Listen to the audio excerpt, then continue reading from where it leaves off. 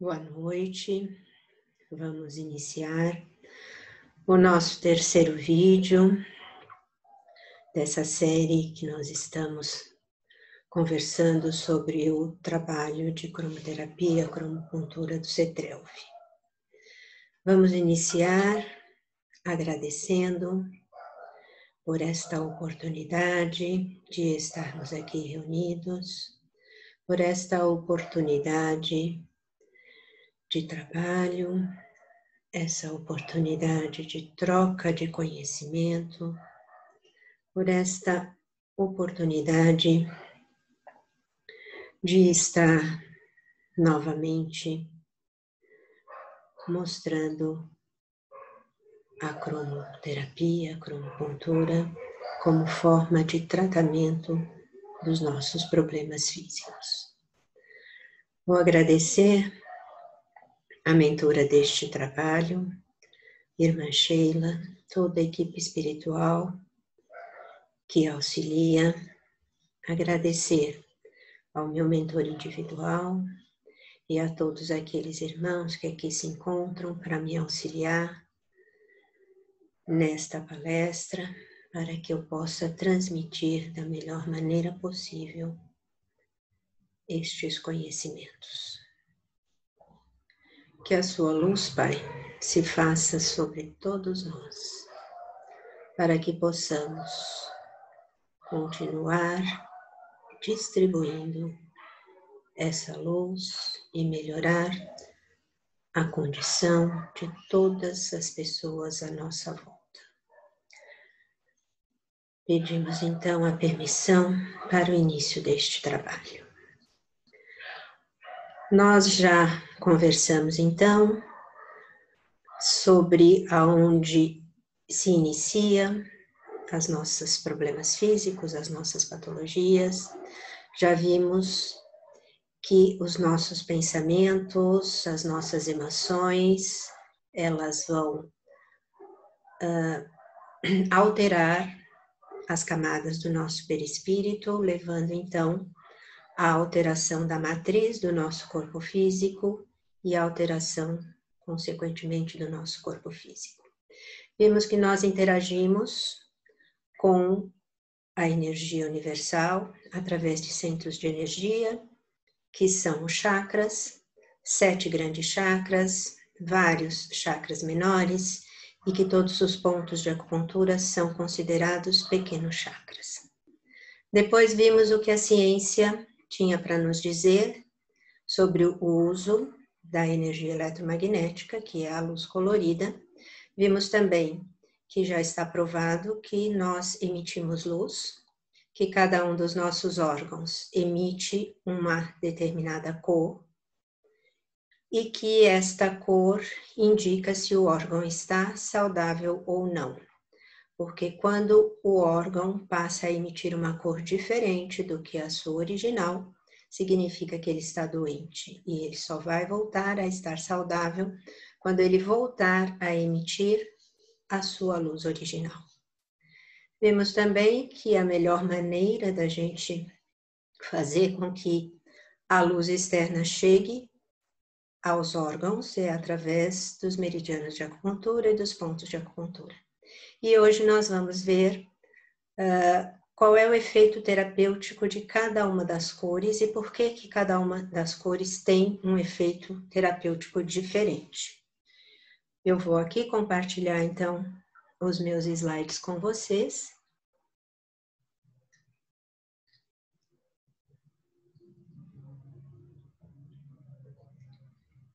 E vamos falar então do uso terapêutico da luz colorida. Então nós vimos que esse aqui é o espectro eletromagnético, que é a principal fonte de energia eletromagnética, principal fonte natural de energia eletromagnética é o Sol. E que todas essas energias pertencem, então, à mesma família, vamos dizer assim. Então, as ondas eletromagnéticas vão desde as ondas de rádio até os raios gama, e inclui aqui a luz visível, a luz colorida visível. A gente está vendo aqui, ó, que essa luz eletromagnética, ela se propaga em forma de onda. E que a distância entre uma crista de onda e outra se chama comprimento de onda. E que essa distância vai se tornando cada vez menor. E isto significa que o comprimento de onda é uma característica de cada uma dessas energias eletromagnéticas. Então, o maior comprimento de onda são as ondas de rádio. E o menor comprimento de onda são os raios gama. A luz colorida, a luz visível, vai de um comprimento de onda de 740 nanômetros a 380 nanômetros. E cada uma das cores está dentro de um intervalo de comprimento de ondas. Então, a luz vermelha está entre 625 e 740 nanômetros. A luz laranja está entre 590 e 625 nanômetros. A luz amarela, de 565 a 590 nanômetros. O verde, de 500 a 565 nanômetros. O azul celeste, de 485 a 500. O azul índigo, de 440 a 485. E o violeta, de 380 a 440 nanômetros. Então, se a gente puser esse espectro aqui na horizontal, a gente tem daqui dos 740, do vermelho, até o 380, que é o violeta, passando então por todas essas gamas de cores, desde o vermelho até o violeta. A gente viu também que, ó, nesse intervalo de tempo aqui, se a gente medir, nós temos passando meia onda. Enquanto se a gente medir essa mesma distância aqui nos raios gamas, vão estar passando 3 a 4 ondas. O que significa isso? Que quanto maior é esse comprimento de onda, menor o número de ondas que conseguem passar num determinado tempo. Isso quer dizer que a frequência de ondas nesse determinado tempo é menor do que quando o comprimento de onda é menor. Então, na cor vermelha, que eu tenho maior comprimento de onda, entre 740 e 625, eu tenho, então, uma menor frequência, que vai de 405 a 480 Hz. Enquanto que na cor violeta, onde o comprimento de onda é menor, vai de 380 a 440, a frequência é maior, vai de 680 a 790 Hz. O Hertz, em 1876, ele estava fazendo um experimento onde ele tinha uma placa de metal, um circuito elétrico e um medidor dessa energia. E ele produzia, então, aqui uma faísca elétrica e media o valor, a intensidade dessa faísca. E ele resolveu iluminar essa placa de metal com uma luz. E o metal é um bom meio de produzir eletricidade, porque um bom condutor de eletricidade, porque os elétrons da última camada dos seus átomos, eles pulam fora desta camada com muita facilidade. Então, ele iluminando isso aqui, botando uma energia nessa placa, esses elétrons pulavam com maior facilidade e facilitava a produção da faísca elétrica aqui.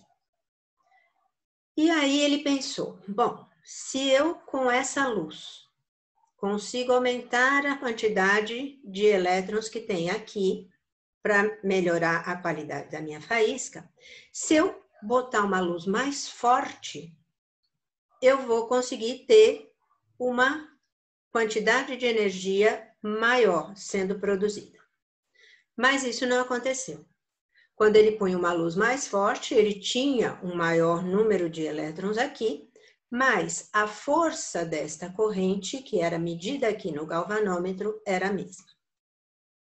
Em 1878, este discípulo dele, o Hall Wilkes, comprovou, então, que quando botava a luz aqui, quando ele iluminava essa placa de metal, havia a emissão de elétrons aqui no meio. E aí, eles chamaram isso de efeito fotoelétrons, porque era a luz que conseguia liberar uma quantidade maior de elétrons aqui nessa câmera. Mas, do mesmo jeito que quando descobriram que a célula cancerígena emitia luz ultravioleta e não souberam o que fazer com esse conhecimento, aqui também essa descoberta ficou por isso mesmo e não souberam o que ela significava. Em 1905, Albert Einstein, estudando então a propagação da luz, porque até então não se tinha certeza como é que essa luz se propagava, acreditava-se que ela se propagava na forma de ondas, mas algumas propriedades da luz não batiam com esse tipo de propagação, mas se ela se propagasse de outra forma, outras funções da luz não seriam contempladas. E então o Einstein, estudando isso, essa forma de propagação da luz, pegou este trabalho do Hertz e pensou, bom, se a gente coloca a luz ali no metal, há uma emissão maior de elétrons. Mas e se eu colocar luz colorida ali? Então ele pegou e fez o mesmo experimento, iluminando a placa de metal com uma luz vermelha. E mediu lá no galvanômetro qual era a quantidade de energia que era produzida. E depois ele fez a mesma coisa utilizando a luz azul e mediu lá no galvanômetro qual era a quantidade de energia produzida. E verificou aí que quando ele iluminava com luz azul, a força da corrente produzida era muito maior do que quando ele iluminava com a luz vermelha. Então, aquilo que o Hertz queria fazer, aumentando a quantidade de luz e que não funcionou, funcionou mudando a cor da luz.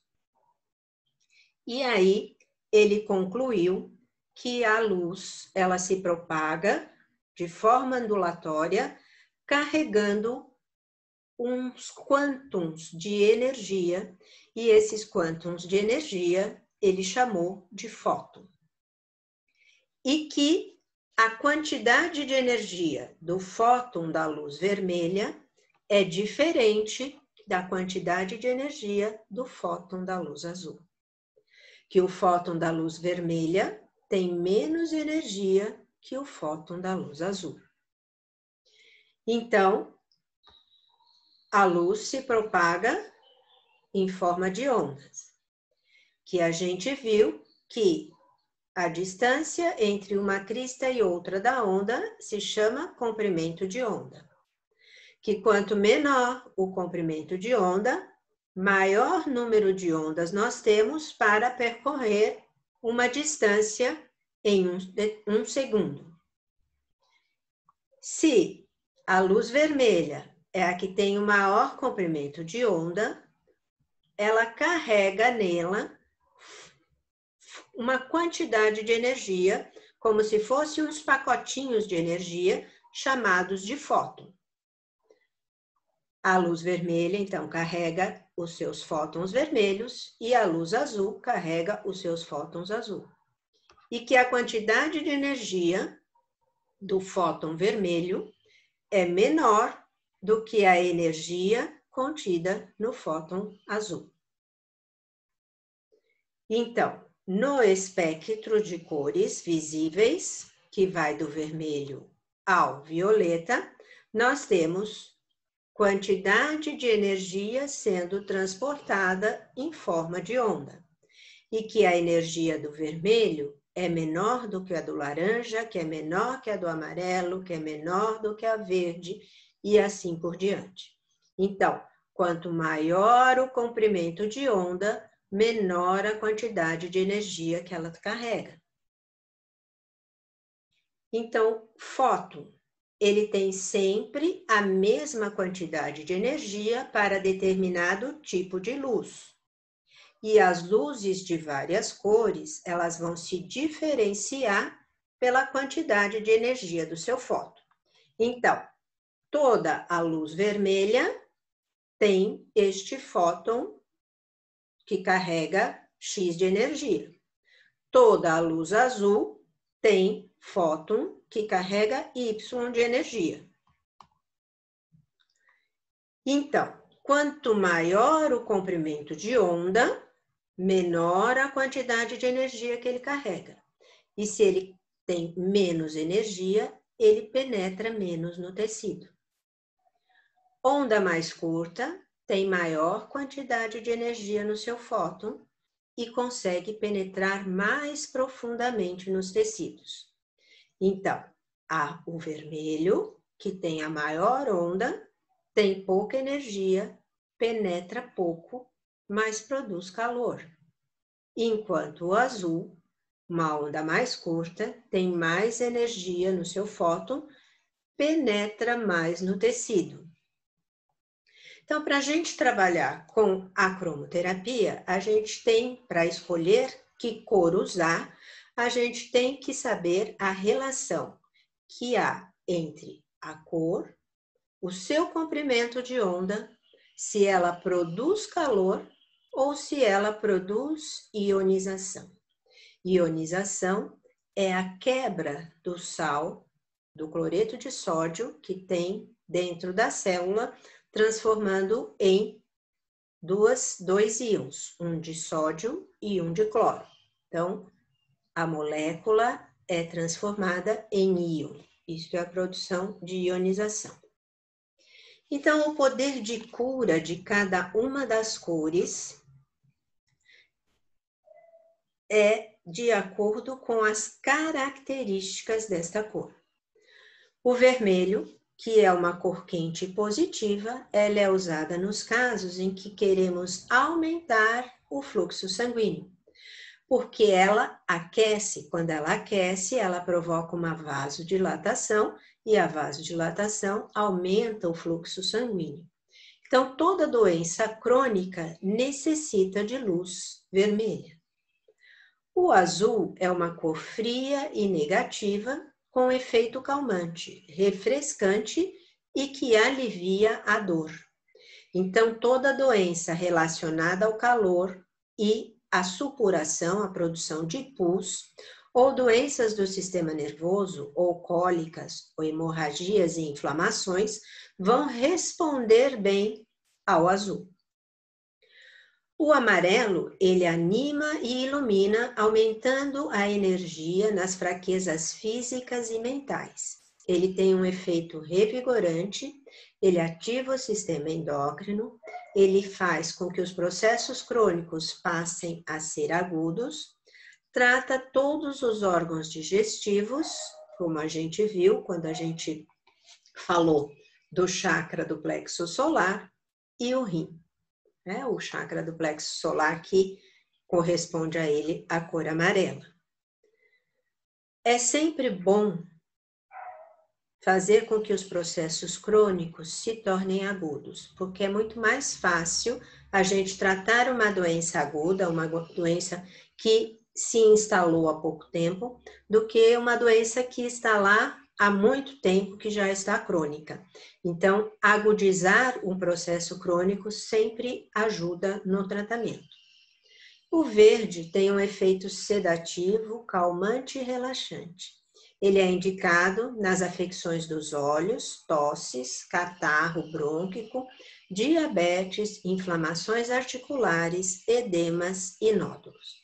Então, a gente sabendo a característica de cada uma das cores, a quantidade de energia que ela carrega, a gente vai poder fazer uma escolha na hora de fazer o nosso tratamento. Vamos ver então agora cada uma das cores, quais são as suas indicações e contraindicações.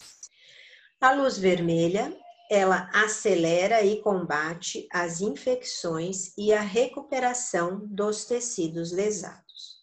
Ela acelera a remoção dos detritos, das toxinas e das células mortas, porque ela aumenta o fluxo sanguíneo. Ela estimula terminações nervosas, aumentando a sensibilidade. A luz vermelha é indicada na insuficiência cardíaca e no aporte insuficiente de sangue, nos processos inflamatórios, na tosse crônica, nas laringites, feridas sem pulso, doenças musculares atróficas, paralisias, asmas e anemias. E ela não deve ser usada quando a gente tem febre, porque ela aquece, ela produz calor, na hipertensão e nas neurites, nas inflamações do nervo. A luz laranja, a sua função básica é auxiliar o órgão ou a célula a selecionar o que lhe é benéfico e eliminar o que é inútil ou nocivo. Então, ela vai ajudar principalmente aqueles órgãos que fazem esse trabalho de filtro, como, por exemplo, os rins, que vão filtrar o sangue, absorver aquilo que é importante para o organismo e eliminar na urina aquilo que não é bom. O sistema digestivo, onde lá no intestino também vai ser absorvido o que é bom para o corpo e eliminado nas fezes o que não interessar. Então, ele é muito usada para a digestão, metabolismo alimentar, para a função renal e trata também cálculos renais e biliares. A luz laranja é indicado para aumentar a pulsação sem aumentar a pressão. Então, ela aumenta a frequência do pulso sem aumentar a pressão. Na emaciação, ela aumenta a fecundidade, aumenta o apetite, ela é antiespasmódica, ela diminui a contração da musculatura lisa, é utilizada para cálculos biliares e renais, para todos os tipos de esclerose, na anemia, para aumentar a fertilidade, estimular a digestão, utilizada em doenças renais, bronquite e asma. E as contraindicações são as mesmas contraindicações da cor vermelha, que é a febre, a hipertensão e a neurite. A luz amarela, ela é vasodilatadora e estimula a atividade celular, facilitando a regeneração de tecidos desvitalizados. Ela é utilizada para promover a cura e a cicatrização de lesões diversas, especialmente em órgãos e tecidos sensíveis, onde o vermelho poderia ser prejudicial. Ela é indicada para ativar a digestão em deficiências de estômago, fígado, pâncreas e vesícula biliar, para fortificar o sistema endócrino e para agudizar os processos crônicos. E ela é contraindicada na febre, na hipertensão, na inflamação aguda e na diarreia. A luz verde, ela está bem no meio do espectro, entre as cores quentes e as cores frias, e ela se assemelha muito às funções da luz branca. Ela é usada nos ferimentos, inflamações e processos degenerativos. Sem excitar, como o vermelho, impulsiona a atividade celular, favorecendo a cicatrização.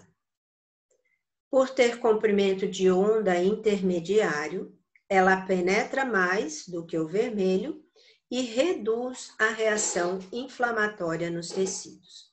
Ela acelera o processo de cura, estimulando a proliferação celular e substituição dos tecidos degenerados. Então, sempre que a gente quer cicatrizar, a gente vai usar uma luz verde.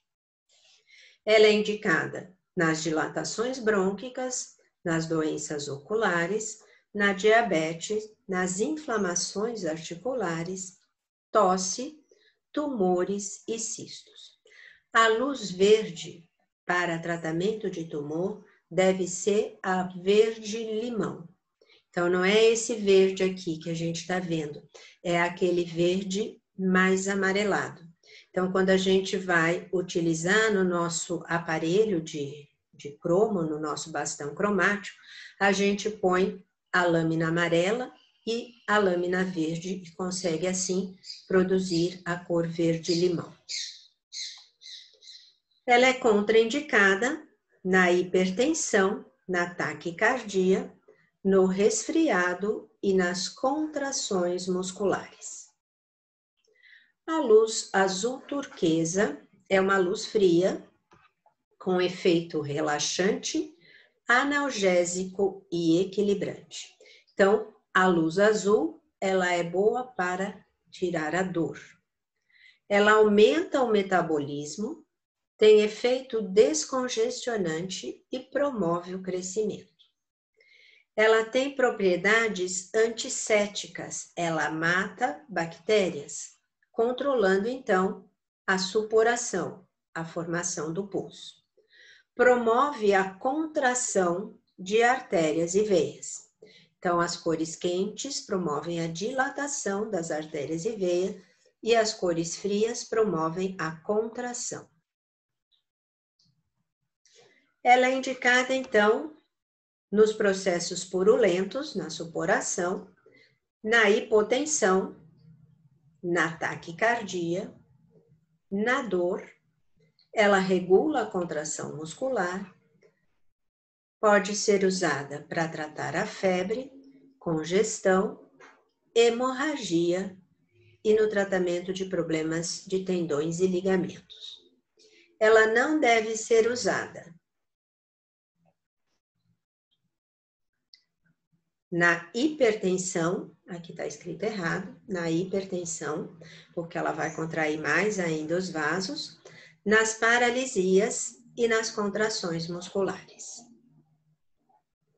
A luz azul índigo, ela é elétrica, fria e adstringente.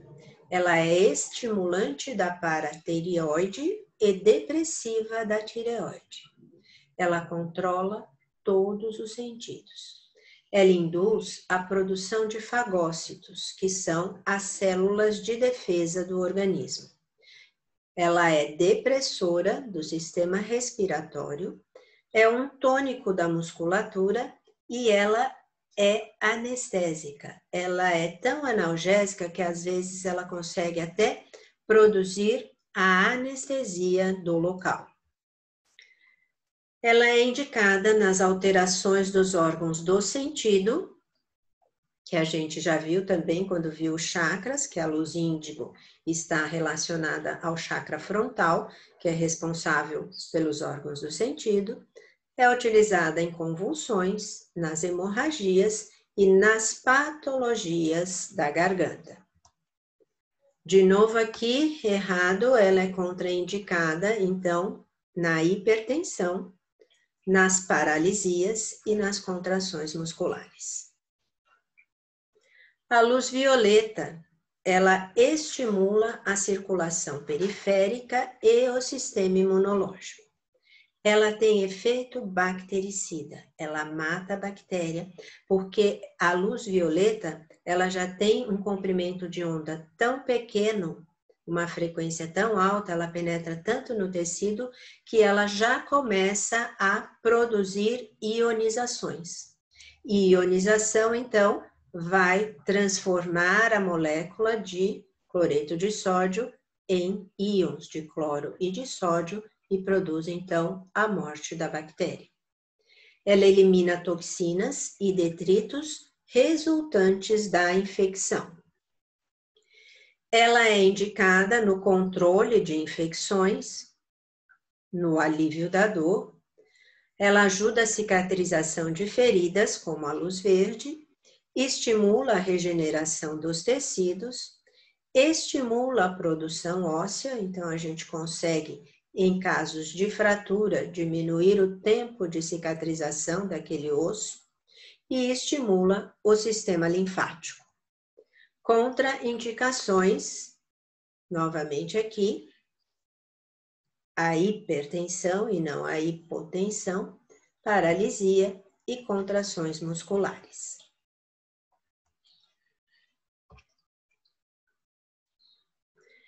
Então,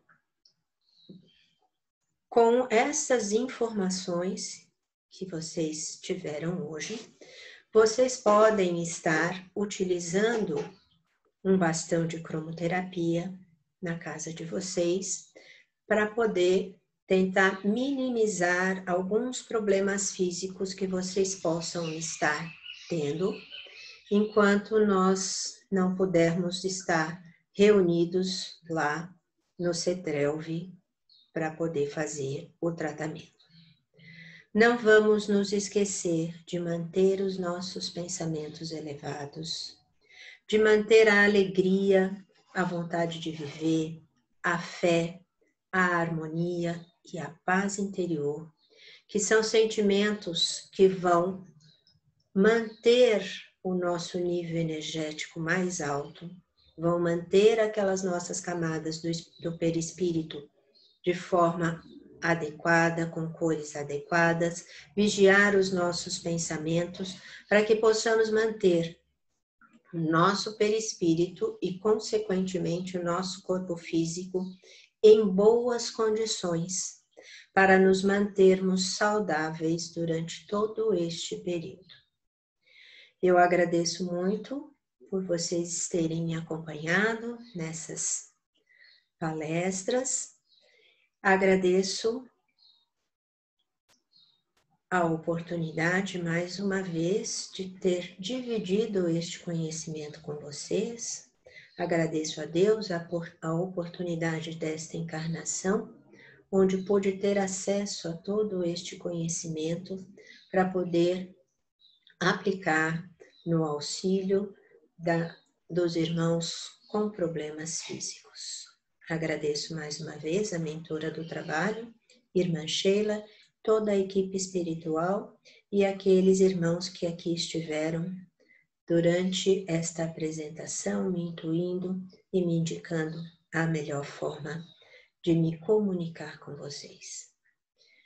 Espero encontrá-los em breve e que vocês possam aproveitar desses conhecimentos que nós dividimos nesses vídeos. Até a próxima vez.